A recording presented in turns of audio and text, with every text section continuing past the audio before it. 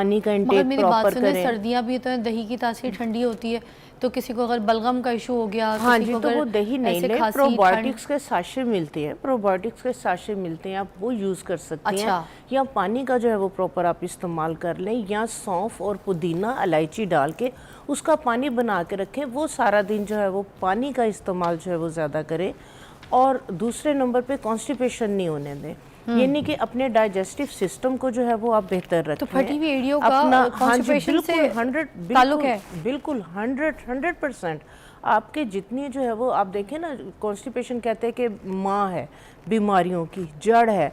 तो पहले जो है वो इस चीज़ को देखें कि आया इंटरनल कोई इश्यूज प्रॉब्लम्स तो नहीं है, ठीक है। दूसरे नंबर पे जो लोग पानी का प्रॉपर अपनी बॉडी को हाइड्रेट नहीं रखते, बॉडी को हाइड्रेट रखें, ठीक है। इन चीज़ों का थोड़ा सा जो है वो इन चीज़ों को फॉलो करें, जंक फूड्स वगैरह ये चीज़ें अवॉइड मगर ये करें। मौसम सरमा के ही आगाज में इतनी प्रॉब्लम इश्यूज क्यों आते हैं? ये पानी का इस्तेमाल कम हो जाता है ना, गर्मियों में तो प्यास लगती है, हम बार बार पानी पी रहे होते हैं। सर्दी के मौसम में प्यास लगी तो पानी पिए, अदरवाइज नहीं, ठीक है। अच्छा। इन चीज़ों का प्रॉपर जो है वो ध्यान रखें। दूसरे नंबर पे एक जो रेमेडी है मैं आपके साथ शेयर करूँगी, जिन लोगों के ये इश्यूज़ हैं वो बना के रख लें, बहुत ज़बरदस्त इफेक्टिव है जो है वो रेमेडी है।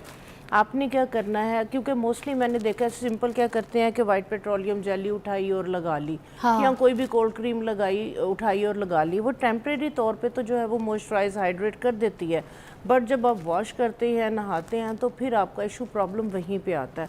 तो फटी हुई एड़ियों की अगर हम स्पेसिफिक बात करें तो उसके लिए कम से कम हफ्ते में एक दफ़ा आप सैलून में नहीं जा सकते पेडिक्योर करवाने। पैराफिन से भी फर्क पड़ता है ना जी? पैराफिन वैक्स से बहुत ज़्यादा फर्क पड़ता है।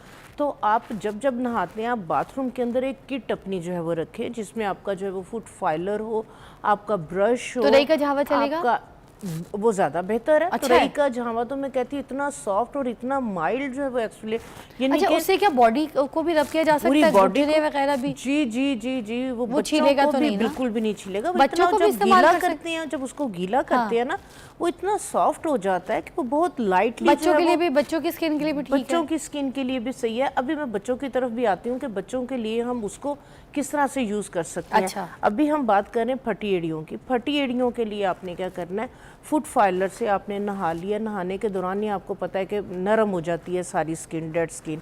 तो आपने क्या करना है, वहीं वॉशरूम में बैठे बैठे फुट फाइलर के साथ आप अपनी डेड स्किन को जो है वो रिमूव करें। डेड स्किन को रिमूव करके अच्छे से जो है वो आप उसको वॉश कर लें। उसके बाद जो है वो आप एक क्रीम बना लें। वो क्रीम मैं बनाने का तरीक़ाकार बताती हूँ। तो वो क्रीम जो है वो कोशिश करें, ये वाली जो क्रीम है आप नाइट में सोने से पहले यूज़ करें। अच्छा। जितनी देर जो है ये लगी रहेगी उतना ज़्यादा अच्छा इसका जो है वो रिज़ल्ट होगा। अच्छा। आपने क्या करना है कि आपने जो है वो 1 टेबल स्पून, या आपने तकरीबन ये 30 ml ग्राम जो है वो वैसलीन है, 30 ग्राम आपने वैसलीन ले लेनी है, 30 ग्राम ही आपने उसमें ग्लिसरीन ऐड करनी है। ठीक है। आपने फ्राई पैन के अंदर बिल्कुल धीमी सी आंच पे, आग तेज़ नहीं होनी चाहिए, इन दोनों चीज़ों को मेल्ट कर लेना है। 1 टेबल स्पून उसमें आपने कैस्ट्रोल ऑयल का डालना है। ठीक है। जो कैस्ट्रोल ऑयल है ये हीलिंग प्रॉपर्टीज़ रखता है, मॉइस्चराइजिंग प्रॉपर्टीज़ रखता है। इन तीनों चीज़ों को मिक्स करके आपने, दोबारा आपने पेट्रोलियम जेली बोला, 30 ग्राम जितनी वैसलीन है उतनी ही आपने ग्लिसरीन ली, ठीक है, 30 ग्राम, और उसके बाद 1 टेबल स्पून आपने उसमें कैस्टर ऑयल का डाला। ठीक है, हमने दाल लेके मिक्स कर लिया जी, धीमी सी आग पे आपने इसको सब चीज़ों को, क्योंकि इसको आपको गर्म करना पड़ेगा तो ये मेल्ट होगी। अच्छा अच्छा। आपने चूल्हे से जो है वो इसको नीचे उतार के इसके अंदर 1 टेबल स्पून आपने बोरिक पाउडर डाल देना। बोरिक पाउडर, ठीक है। बोरिक पाउडर ये आपको मेडिकल स्टोर से इजीली मिल जाएगा। हाँ। इन सारी चीज़ों को मिक्स करके आपने किसी कंटेनर में डाल के रख लेना है, ठीक है। आपने अपने पाँव वॉश कर लिए, नीट क्लीन है आपके पाँव। आपने ये वाली क्रीम जो है वो अपनी क्रैक्स के अंदर आपने अच्छी तरह से फिल कर लेनी है। अच्छी तरह आपने अपने पाँव पे लगा के आपने फिर शापर जो है वो चढ़ा लेना है, और उसके बाद कॉटन सॉक्स पहन लेनी है। कॉटन सॉक्स पहन के सो जाएं, ठीक है। एक ब्रेक लेंगे, ब्रेक के बाद दोबारा ज्वाइन करते हैं। हम यहाँ पर बात करें फटी हुई एड़ियाँ और गिट्टे, गोडे और काले घुटनों के ऊपर। Welcome back, you watching morning with Fiza. और मेरे पास नैयर आपा है जो बता रही हैं हमें कि हम ये जो काले घुटने हो जाते हैं छोटे छोटे बच्चों के, और वो जब इशू हो जाएं तो फिर वो कभी नहीं जाते। कहते हैं ना जवान होके चले जाएंगे, ऐसा कुछ नहीं है, कभी भी नहीं जाते। तो इसका कोई हल बता दीजिए। हाँ जी, इसके लिए जो है ये बहुत अच्छा आपका क्वेश्चन है, और ये बहुत मेन इशू है कि वो वाकई वक्त के साथ साथ जो है ना वो गहरे होते चले जाते हैं, इसलिए कि प्रॉपर उसको उस तरह से जो है वो ट्रीट किया नहीं जाता, करना और नहीं फिर आता। जाके बच्चियों को अगर वॉशरूम में नहलाओ तो उनके घुटने रगड़ो तो चीखती हैं। चीखती हैं ज़ाहिर है, और इस तरह से वाकई चीखना भी नहीं चाहिए, और ऐसे उससे साफ बल्कि भी नहीं होंगे ना? साफ भी नहीं होंगे। फिर उसके लिए जो है वो सबसे बेहतरीन, जिस तरह से आपने तुरई के जो है वो जामे की बात की, वो इतना माइल्ड, इतना सॉफ्ट होता है, आम जो है ये पंसारियों की दुकान से मिल जाता है। ठीक है। आप क्या करें कि आप ला के, वो इतना लंबा सा होता है, ठीक है, तो उसको आप जो है वो एक ट्रे के अंदर बिछा लें। एक फ्राई पैन के अंदर आप क्या करें कि आप 1 या 2 सौंफ जो है वो उसको क्रश करके, उसको जो है ना वो आप 1 कप या दूध का या नीम और पुदीने के पत्तों को पानी डाल के ग्राइंड करके, स्टेन करके, उसके पानी के अंदर उनको बॉईल कर लें। अच्छा, जब साबुन सारा जो है ये वो, हमने वो झावे को बॉईल करना है? नहीं, झावे को बॉईल नहीं करना, झावे को आपने एक ट्रे के अंदर रख दिया, अच्छा। एक तरफ कर दें, ठीक है, दोनों तरफ से कवर हो, और एक फ्राई पैन के अंदर आपने 2 साबुन लिए, उन साबुन के अंदर या 1 कप दूध या नीम के पत्ते थोड़े से और पुदीने के पत्ते ग्राइंड करके, स्टेन करके, उसका पानी डाल के साबुन को मेल्ट कर लें। अच्छा, ठीक है। साबुन जब मेल्ट हो गया, चम्मच हिलाते जाएं, पानी ड्राई हो गया, जैसे हलवा जो है वो साइडें छोड़ देता है, ऐसे साबुन जो है वो जब पानी ड्राई हो जाएगा साइडें छोड़ेगा, उसको आप नीचे उतार लें, चूल्हा बंद कर दें। 1 टेबलस्पून उसमें ग्लिसरीन का डाल दें, 1 टेबलस्पून उसमें हल्दी की डाल दें, अच्छा, ठीक है। इसको मिक्स करके इसको क्या करें, आप झावे के अंदर डाल दें।